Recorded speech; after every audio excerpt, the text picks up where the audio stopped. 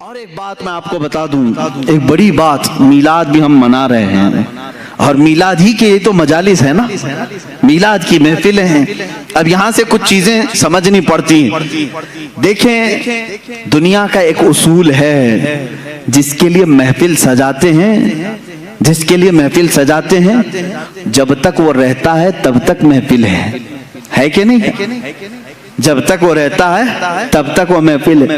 For example تقریر سننے کے لیے یہ محفل آپ نے بنائی اور مجھے سننے کے لیے آئے، میں چلا جاؤں گا تو آپ بیٹھے رہیں گے، تھوڑے لوگ اللہ اللہ کرنے والے بیٹھے رہتے ہیں، لیکن جو محفل تھی وہ نہیں کہلائے گی۔ بعد میں نماز پڑھنے والے نماز پڑھ رہے ہوں گے، ذکر کرنے والے ذکر کرے، میں ان سے نہیں کہہ رہا ہوں، لیکن یہ محفل چلی جائے گی، کیونکہ مقرر گیا محفل بھی گئی۔ دولہا آتا ہے، دولہا کے آنے سے پہلے اسٹیج بھی سجا ہے، کرسی بھی لگی ہے، باراتی بھی کھڑے ہیں، سب انتظار میں ہے نا۔ دولہا آیا، شام تک رکا، دلہن کو لے کر گیا، باراتی اب کیا کریں گے؟ کھانا بھی ختم ہو گیا، وہاں ہال میں رات تو نہیں بتائیں گے، چلے جائیں گے۔ اور ڈیکوریٹر کیا کرے گا؟ ڈیکوریشن نکال لے گا، کرسی ہٹا دی جائے گی، سٹیج ختم ہو جائے گا۔ یہی تو اصول ہے نا دنیا کا، جس کے لیے محفل سجی ہے وہ جائے گا تو محفل بھی ختم ہو جائے گی۔ اب میں آؤ حدیث پاک سناتا ہوں۔ اللہ کے نبی صلی اللہ تعالیٰ علیہ وسلم فرماتے ہیں، رب ذوالجلال اپنے رسول سے فرما رہا ہے، لولاک لما خلقت الدنیا والافلاک والارضین، اے رسول اگر آپ کو دنیا میں بھیجنا نہ ہوتا تو نہ میں آسمانوں کو بناتا، نہ زمینوں کو بناتا، نہ دنیا کو بناتا، کچھ نہیں بناتا اگر آپ کو دنیا میں بھیجنا نہ ہوتا۔ پتہ یہ چلا اللہ رب العزت نے یہ ساری کائنات میرے محبوب کے لیے سجائی ہے، اپنے حبیب کے لیے سجائی ہے۔ رسول آنے والے تھے، ان کے آنے سے پہلے 1,24,000 انبیاء کو باراتی بنا کر بھیجا گیا ہے، انتظار میں بھیجا گیا ہے۔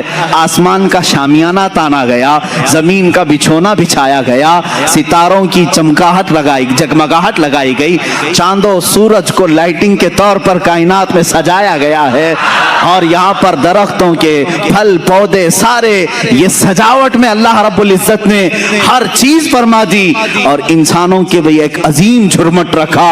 اور اس کے بعد اللہ کا وہ محبوب دولہا بن کر 12 ربیع الاول شریف کو آیا، جس کے انتظار میں ساری کائنات تھی۔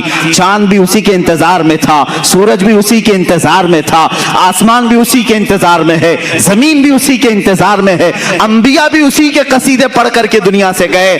اب وہ رسول دولہا بن کر کے آیا، اپنی حیات طیبہ کے 63 سالہ اس رسول پاک نے ظاہری زندگی میں گزارے۔ اب میں آپ سے سوال کرتا ہوں، رسول 63 سال کے بعد اپنے آپ کو پردہ فرما لیا، ہمارے چشم عالم سے روپوش ہوئے۔ مجھے بتاؤ دولہا دنیا سے گیا ہے، میں پوچھتا ہوں چاند تو کیوں چمک رہا ہے؟ سورج ابھی کیوں باقی ہے؟ زمین کیوں ابھی تک ٹھہری ہے؟ آسمان کا شامیانہ کیوں لگا ہے؟ یہ پیڑ پودے ابھی تک کیوں باقی ہیں؟ یہ کیوں ہیں؟ دولہا چلا گیا، ڈیکوریشن ختم ہونی چاہیے، دولہا گیا، ساری سجاوٹ جانی چاہیے۔ تو تمہیں چاند جھلا کر کے کہے گا، جلال میں سورج کہے گا، نادان تو کیا سمجھ رہا ہے؟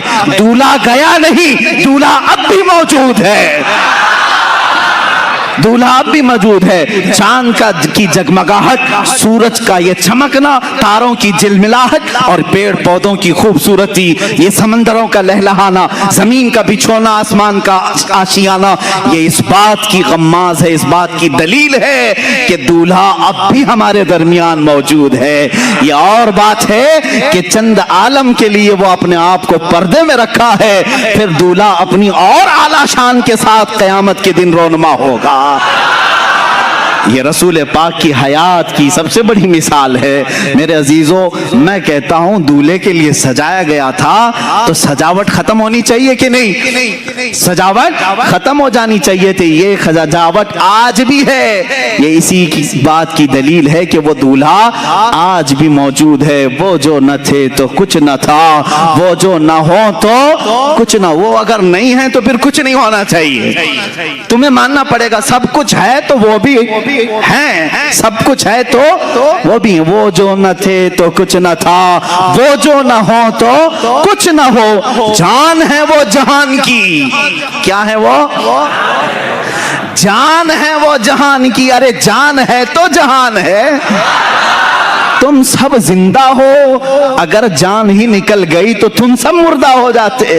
جان ہے وہ جہان کی. رسول پاک صلی اللہ تعالی علیہ وسلم کیا ہے؟